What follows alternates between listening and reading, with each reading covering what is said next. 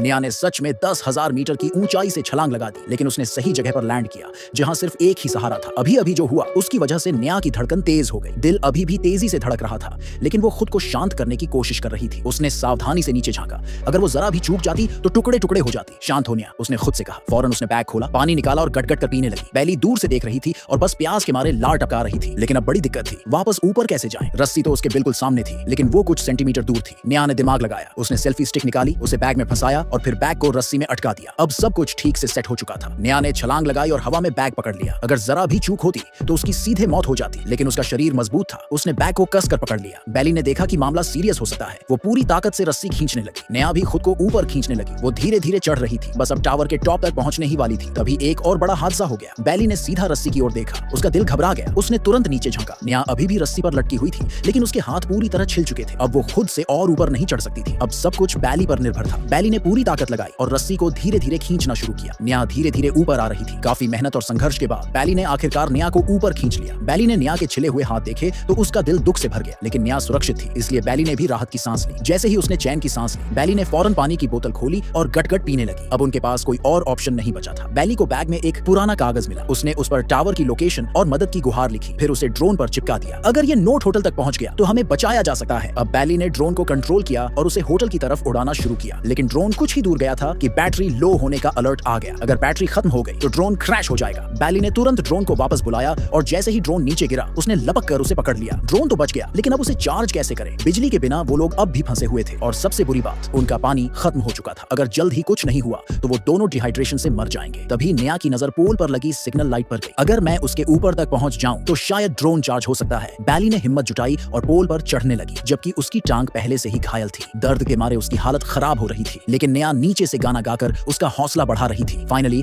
बैली पोल के टॉप तक पहुंच गई। उसने लाइट बल्ब निकाला और ड्रोन का चार्जर उसमें लगा दिया, और ये क्या, चार्जिंग शुरू हो गई। बैली खुशी से झूम उठी। अब बस इंतजार करना था, लेकिन बैली को ड्रोन पकड़कर खड़ा रहना पड़ा जब तक कि वो पूरा चार्ज ना हो जाए। समय बीता गया, लेकिन बैली की ताकत जवाब देने लगी। उसका पूरा शरीर कांप रहा था। जैसे ही ड्रोन पूरी तरह चार्ज हुआ, अचानक एक गिद्ध ने बैली पर हमला कर दिया। वो घबरा गई और टावर के ऊपर से भागकर वापस प्लेटफॉर्म पर आ गई। घबराहट के बावजूद उसने फौरन ड्रोन को स्टार्ट किया और उसे होटल की ओर भेजा। अब होटल बस कुछ ही मीटर दूर था। बैली और नेहा खुशी से झूम उठे, लेकिन अगर सब कुछ सही चल रहा था तो कोई ना कोई मुसीबत जरूर आने वाली थी।